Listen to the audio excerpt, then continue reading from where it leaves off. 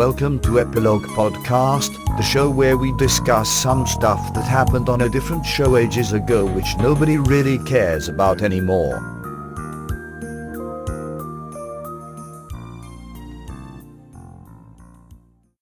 Hi, I'm Portponky. And I'm LeBloc. Today we're discussing Deep Space Nine, Season 5, Episode 25, In the Cards. Jake and Nog go out of their way to track down a vintage baseball card for Cisco. How do you feel about this one? I feel all warm and happy inside. I don't believe you.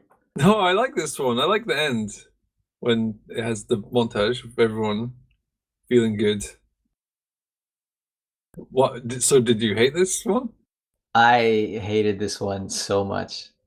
Oh! I like this episode. It's fun. Why? Why do you like it? What's there to like? I like plot lines that are like yak shaving, where A leads to B, leads to C, leads to D. That's fine. I don't like how it kicks off, though. Do you mean the very first scene?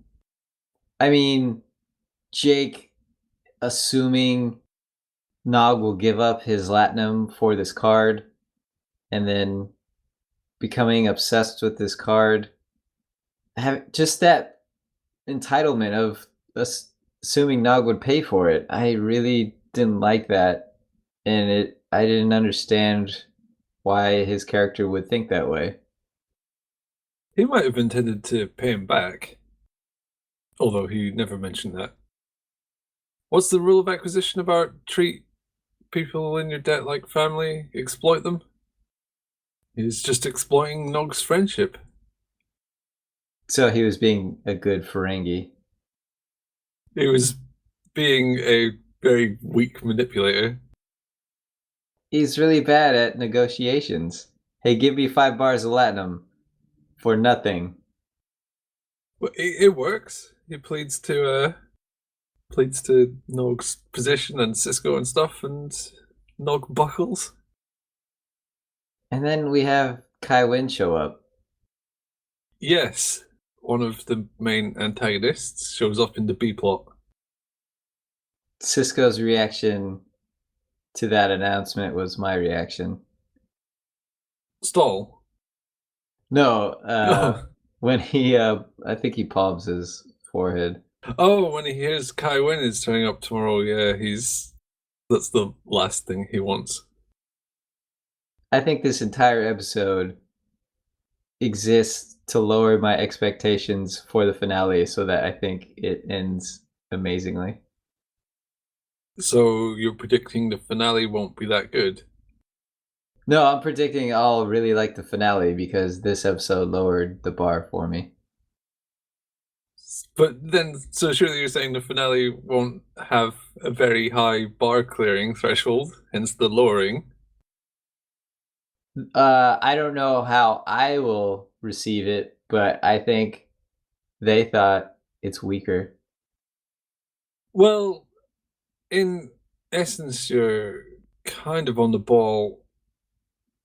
I guess you could think of the phrase calm before the storm. Or alternatively, the finale is so good, they put this terrible episode right before it because they knew we would recover immediately after. Well, it is more or less a bottle episode, and it's not uncommon for them to shove a bunch of bottle episodes right before the finale. There was plenty of Weyun in this episode, so I approved of that.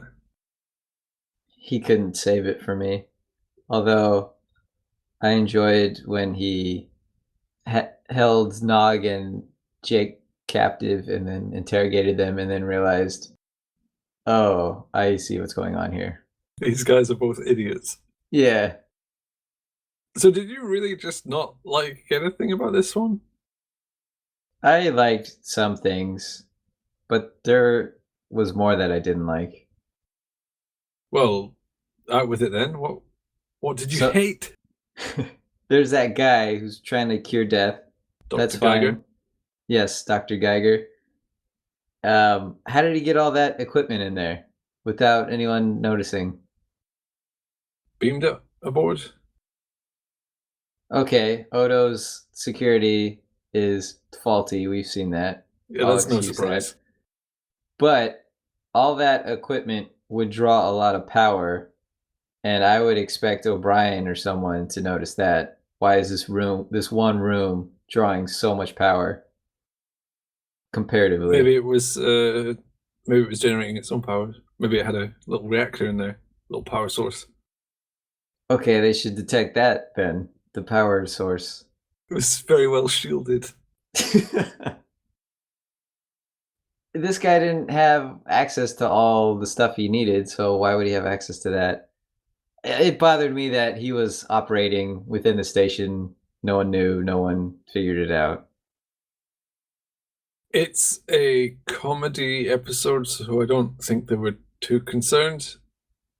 But if they had made more emphasis throughout the series that the station was absolutely huge, then it might have been easier to swallow. But the fact he's directly underneath a diplomat's quarters suggests it's not that huge a station. There are still a lot of ways to excuse it. But then we have a scene with Nog hovering over Lita as she sleeps. We've seen people break into quarters as a person sleeps, but I'm not okay with this. It's supposed to be played for laughs, but I don't like Nog being in Lita's room while she sleeps. It could have been Rom's room. Oh yeah, it could have It's been. his dad's house.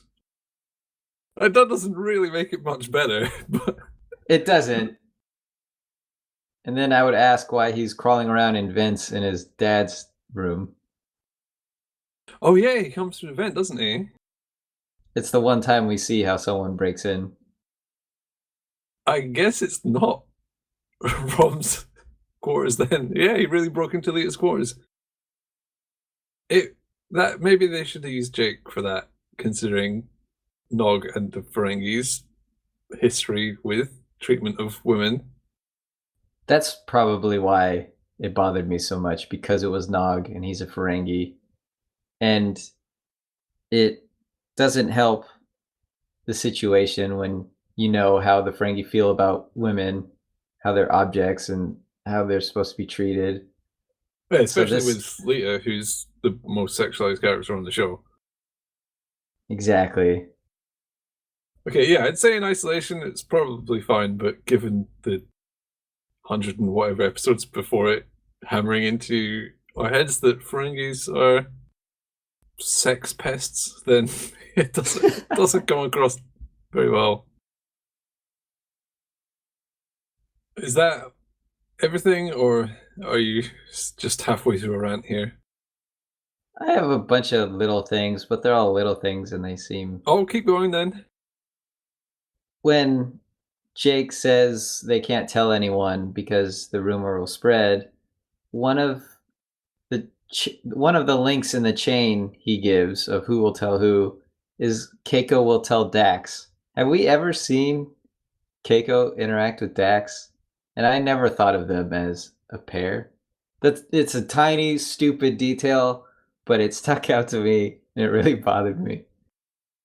The total sum of Dax and Keiko's on-screen interaction up until this point comes from the Season 5 episode, The Assignment, which is as follows. Sorry I'm late. Dax, I was afraid you weren't coming. Well, I heard you were serving Caparl, and how could I miss it? Even if they have interacted, it's not been established that they are frequent chatters. In the episode Facets, Keiko was supposed to take one of Dax's previous hosts, but the actress was not available. So Lita did it instead. So, yeah, they don't exactly have a massive history. I can imagine that, co-workers, spouses tend to know each other and stuff, especially on a space station. But you're right, that's not really a credible vector for the rumor spreading. After Jake and Nog take over for O'Brien's work duties, he says you calibrate, I'll scan, and then they move to an area that he's already done. Again, tiny detail, shouldn't matter, but it bothers me. Oh, I thought you were going to say a different thing there. Oh, what did you think I would say? What is it? He says, I'll calibrate, you scan? Or, well, whichever way around he says it, he gives the tricorder. The wrong person ends up with the tricorder. Yeah, that bothered me too. He says, I'll scan, and he has a pen in his hand. Yeah, he says, I'll scan, but he gives Jake the tricorder. Yeah. Did that really bother you? Come on, that's really obscure. It did. Something that bothered me, although not very much, because I don't really care about Bajorans, but once again, we see Kai Wynn negotiating a political position. Why do they have a government if the leading religious institution just seems to handle everything? It makes it more fun that way. You mean it makes it less believable that the Bajorans have a functioning society? Maybe she doesn't really have power, and she pretends, and she just talks to people as if she can make these choices. Like the Dominion contacted her and she said, yeah, I'll do it, don't worry. I've got this. That's totally within my power. She turns up and sort of says, well, I'm not going to sign it myself. I just need to pop and get someone else's signature on this. But you guys can 100% trust me. Well, I could imagine her saying that. Child. She always calls people child, and in this episode, she calls Jake and Nog children. That actually made me laugh. Yeah, that's a clever little play on words. I like Jake's tall tales. About Starfleet intelligence? That one and the one about getting drunk, and I love his line about it won't do any good to lie about it, dog. That's a great way to undercut the credibility of someone else. I hope I can use that strategy in the future in my personal life. The Starfleet intelligence one bothered me. Why? Why did he think that was going to help? And he's around Jem'Hadar and dealing with the Dominion. You don't want to mess with them. Yeah, you don't muck about with... Well, the Jem'Hadar don't really care. They just do what the Vora says. Okay, but he knows what kind of power Wei Yun is capable of. Well, he wanted a more impressive story, so Jake provided one. He is a talented author, remember, so he can instantly come up with a credible story that no one would believe. It's as if you were detained by a government and then you start saying some outrageous lies, thinking this will solve everything. I know it's supposed to be played for laughs, but maybe if it weren't the Jem'Hadar surrounding him and the Dominion, if it were something else. It's a little bit almost slapstick because if you remember, early in this season we had Nor the Battle to This Strong, where we found out Jake is a massive coward. No shame in that. Scary things are scary. But here he's just riffing on time travel stories in front of the Jem'Hadar, and he's kind of a hostage. No one knows he's there. and bad things could happen. He must have cured his cowardice at some point during the season, off screen. Or he got really stupid. Are you accusing this episode of being stupid? Yes. Well, there's a reasonably good case for that. When Nog was listening to the Klingon operas, trying to find distortions and imperfections, I wanted him to bust out comically large headphones so that he could listen to it without disturbing Jake. That would actually be funny. That would be very good. To be honest, I don't see how you could do serious audio processing without using headphones. Or some kind of specialized room, not just listen to it in your quarters. Yeah, the acoustics would really play a big part there. I still love that Klingon opera, though.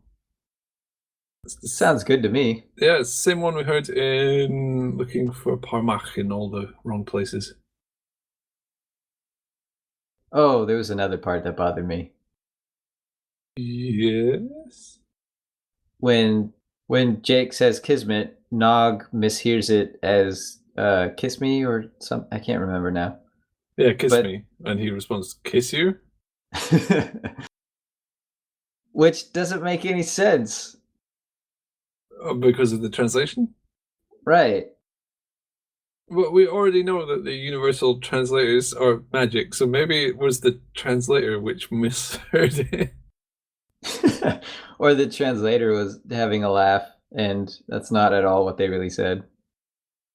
The experience was translated for our enjoyment. I didn't like the Kismet line because it's an obscure word, so they had to have Jake explain what it means, but then he just says fate, destiny, so they could have used either of those words. I like this episode, so I'm not going to help you trash it. Is this episode your cuckoo laka? Actually, I was very confused when I watched this because I was getting it mixed up with another episode, so a bunch of stuff I expected to happen didn't happen. I did enjoy Jake's speech writing joke about the water and the dry material, and he asked if that was funny. Yeah, it was actually pretty good. He should have used that. I hope he kept that line in there, although it all depends on delivery. We can only hope that Kira delivered a rousing speech. It looked like she did. She's not a comedian, though. Yeah. No, it's funny when Jake delivered it, but Kira, I couldn't imagine. She needs more kind of deadpan humor. Do you have a quote from this show? Even in the darkest moments, you can always find something that will make you smile. Well, then it's not the darkest, is it? This episode was pretty dark, but I still managed some smiles. I liked it. So it wasn't the darkest moments for me, but I don't know if you can always be happy with things. It's okay to find dark and depressing times dark and depressing. But if you focus on that, that's where your thoughts will remain. Yes, but there's a very serious political situation. It just seems like he's belittling the turmoil in the Alpha Quadrant. Oh, our ships are getting blown up now and again, but I do have a baseball card. Every cloud has a silver lining. Basically, without saying it. I don't know who Willie Mays is, so every time they said it, I kept thinking Billy Mays. He might as well have been Willie McCuffin. It didn't matter. Oh, it's an expensive baseball card, even today. I thought about that, and I bet cards wouldn't be as valuable later because I imagine it becoming incredibly easy to make fakes. Well, you'd be buying the rarity, not the actual item. And yes, they could replicate exactly that thing, which is usually why you'd register each one and trade the item more now. Transfer of ownership rather than transfer of item. The actual item almost becomes irrelevant. It's like that with high-priced art. A lot of it doesn't actually matter. The art is just what it is. You're just buying the rarity. But there are forgeries in the art world too. Yes, and forgeries can be worth a lot as well, if they're very rare forgeries. It only works if the forgery can pass for the real thing, which, for example, if you tried to forge a Van Gogh painting now, even if you did a fantastic job and an expert couldn't really tell it wasn't one, I don't know if it would be worth that much. It'd probably worth a bob if you were able to fake it that well. Who are buying these cards though? Who would care about Earth sports other than humans? And humans don't care about money anymore. And humans don't care about baseball. Yeah, it's a dead sport. And they don't trade stuff. Hey, it's not a Black Lotus card from Magic the Gathering. Whatever. Okay, you don't like the episode. I thought it was okay. Let's move on. Yes, It's let's move on. very easy to pick this one apart because a lot of it is goofy. It's fine, I guess. Compared to the similar plotline in Season 1's episode Progress, where the Jano conglomerate bought the land on Bajor or traded it for self-sealing stem bolts and all that. And Quark's previous auction from Season 1's Q-less. I think